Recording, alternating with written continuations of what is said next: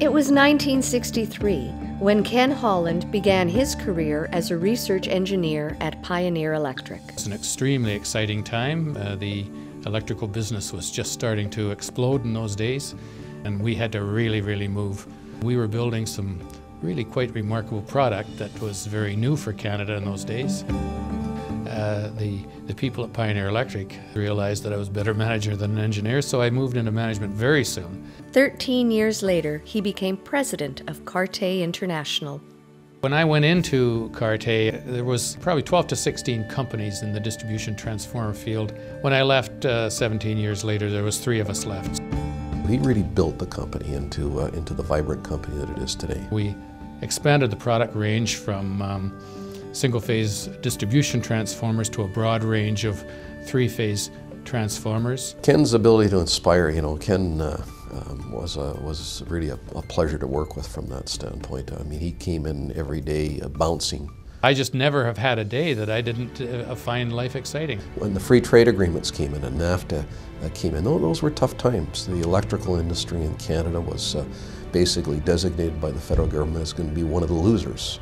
And it meant that there was going to be job losses in Canada, and those jobs were going to go south of the border, and the Americans were stronger than we were in the electrical business, and well, we proved them wrong. And Ken led us through that.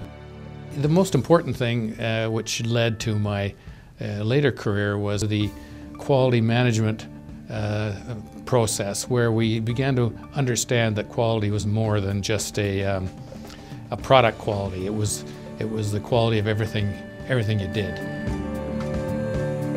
I left Cartier in 1993, and in 1994 we started talking about putting together the Manitoba Quality Network. QNet is a network of people, individuals, and organizations, and what we do as a not-for-profit is connect them to one another. We create that networking, that sharing of ideas, learning with one another to help advance excellence in Manitoba. He seems to have just an ability to figure out what the next important topic, subject is going to be, and he gets great pleasure in informing the business community that this is what they should be looking at. He's able to creatively get a group to think and discuss a topic. He's able to encourage people to take time to contemplate their own thoughts, challenge them to go in new directions. I've always been really amazed at his ability to make the strategic analysis and implement the idea. That's one of his great strengths.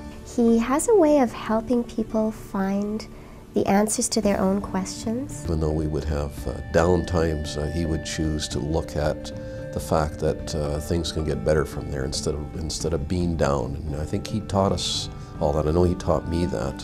He was really my mentor through all those years. He knows the business side of everything, and that's critical.